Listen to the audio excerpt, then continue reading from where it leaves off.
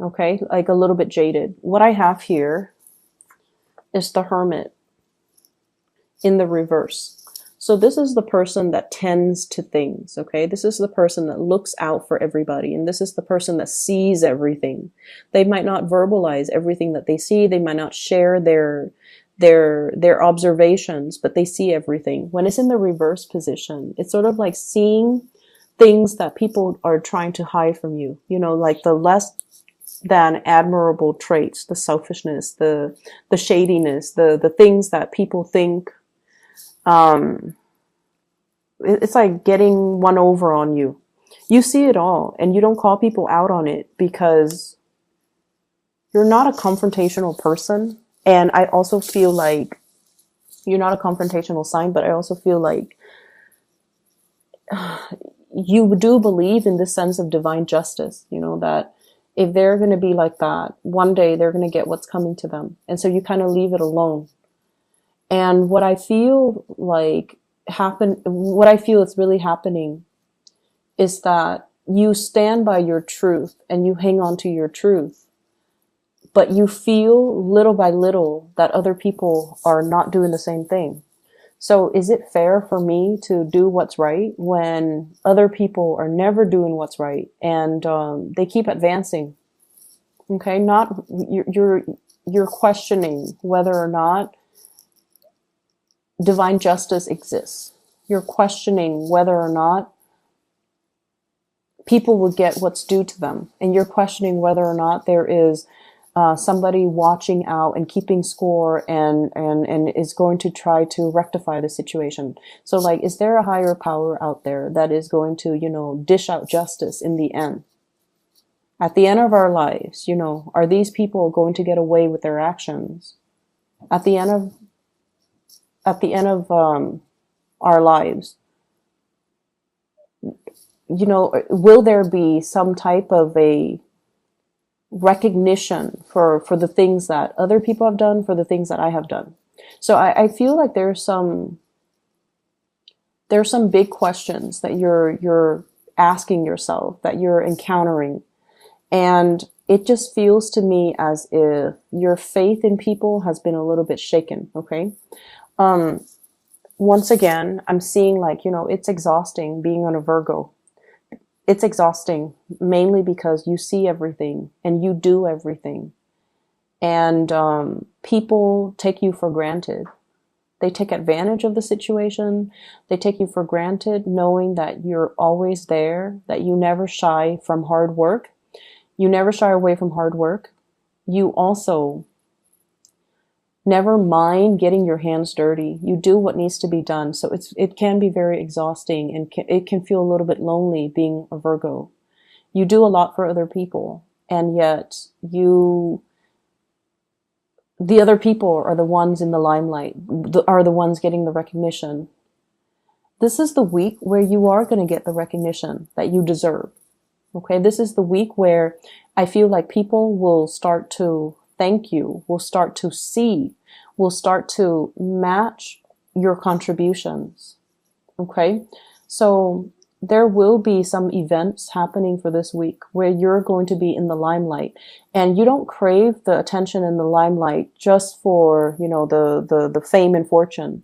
I feel like you want to set an example, and I also feel like people are coming to that sense of awareness where they know you're not doing this just to get into the limelight. You're doing this because it needs to be done, because it's the right thing, and because this is what we're supposed to be doing, because it's why we're here. We don't want to tend to a dead garden. We don't want our plants to die. Right? So we have to rearrange. We have to shuffle around. Yes, it is a lot of hard work. Nobody wants to do it, but it needs to be done. And that is how we should treat an entire situation. Do what needs to be done.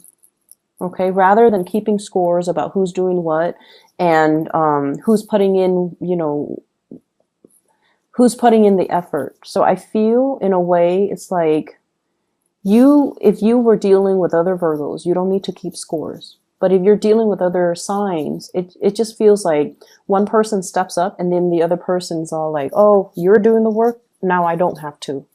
So it's like, it doesn't absolve the other person from doing the work as well. And it can feel very, very frustrating, right? Like reasoning or rationalizing that with another person so that they understand where you're coming from. We do have a lot of recognition coming through in this spread. Okay, so your actions, your contributions are not going unnoticed. You have somebody that is kind of like living in your shadows, and they're emulating you, and they're going to look at you, and they're just going to be like, I want to be like that Virgo. So you're setting a really good example, or you're being a very positive role model for another person. And so sometimes we do things and we feel like we're not getting the thanks and the recognition for it. But I feel like there are always people watching. There will always be that sense of divine justice where, you know, maybe the unintended consequence is that somebody looks at what you're doing and they're just like, I'm going to be like that person. So you're changing hearts, like, you know, one person at a time. You're changing minds, one person at a time.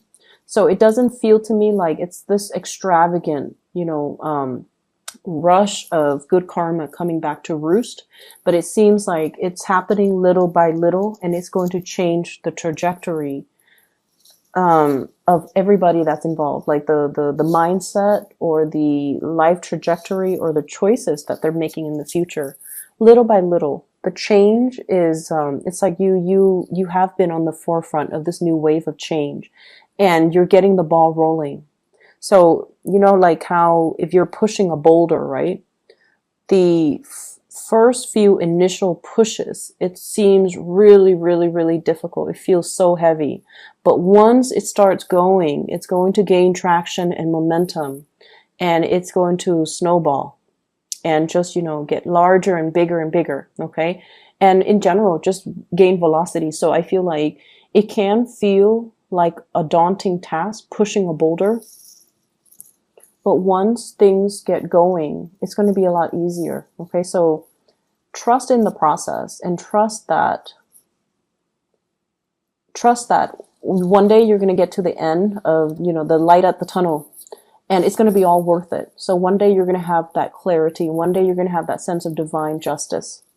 And one day none of these things will matter because people will be emulating, you know, your behavior, and they will try to do the right thing.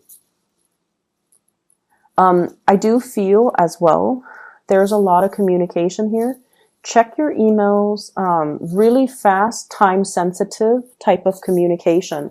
You guys are really good timekeepers, and you're very good about, you know, marking your calendars, keeping track of start dates and due dates and end dates. But I feel like something's in the works that you have to respond to. And I feel like some of them could be like invitation.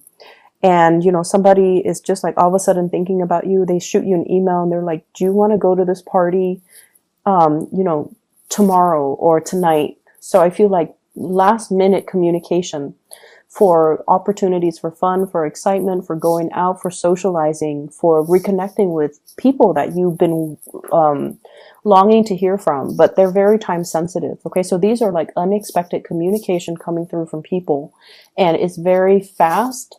And, you know, there's like a short window of opportunity for you to respond. So check your emails, check your messages, make sure that if it takes, my rule of thumb when it comes to emails or communication in general, if it takes me less than 30 seconds to respond, I try to respond right then and there. If it takes me longer than a minute, then I, you know, don't respond to it until I have time. So that is something that I feel like, you know, you want to have a system to organize like what is worth responding to. And rather than just, you know, reading them or reading the emails or the text messages and then forgetting about them, because I feel like you have to respond in a time sensitive manner. I'm also seeing as well, for those who are single, For those who are single, there has been a past relationship you have left behind as well. And I feel like, you're coming into a space where career is going really, really well. Like you don't have financial issues that I'm seeing in this spread. You don't have financial concerns. I see some of you are changing up your wardrobe, like getting things that are custom made, like getting suits, getting dresses, getting things that are made specifically for your body type, for your taste, or for your standards. Okay, like spending or having the disposable income in order to get like custom made clothes. That's saying a lot. And I feel like some of you are losing weight. You're taking your clothes in. Some of you are, I feel like, I don't see weight gain so much, but I feel like maybe you're going to the gym and so you're like filling out in all the right places. And so you're getting clothes that are a little bit more form fitting. Okay. To, accentuates your best assets. So I definitely see a lot of new clothes, a lot of like reinventing yourself, getting haircut, getting hairdos, getting like a new color, hair color, changing just the way that you look. And maybe I see like you're doing this because you are putting yourself out there in the dating world, or you have recently landed a job where you're very visible in the public eye. So you have to look a certain way. So either way, it looks really good. Okay. So you're splurging. You have the disposable income to do so. And I feel like it's looking really good. I'm also sensing as well, we have here the sun in the reverse position, and the sun it seems to me like shying away from the spotlight.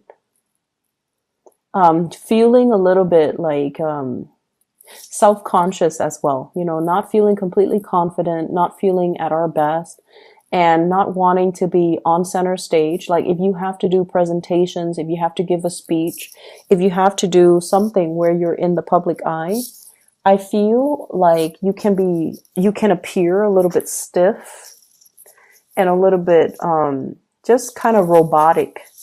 And I feel like you guys are aware of this and you're actively working on it, okay, to make yourself a little bit more spontaneous. Like if you're in front of a crowd giving a speech, you want to know, like, what do I do with my hands? I don't want to just, have my hands down by my side. It looks awkward. So you're looking at yourself in the mirror and you're rehearsing things and you're trying to find ways to act natural. So yeah, you guys are trying to find ways to look natural, appear natural, or act natural. And it's going to come. Rehearse it enough.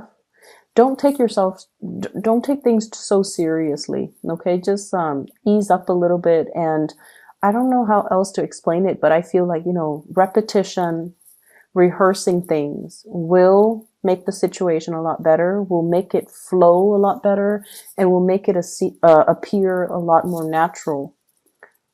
You guys are natural orators. Like you speak really well, and when you speak, you guys are experts in your field. So you don't, go around and blab about things that you don't know anything about. Like you're actually very cautious about sending out the right information. You're cautious about how you come across. You're cautious about how you speak. And you want to make sure that you have all the information before you open your mouth. And I feel like a lot of the times, you don't appear confident enough.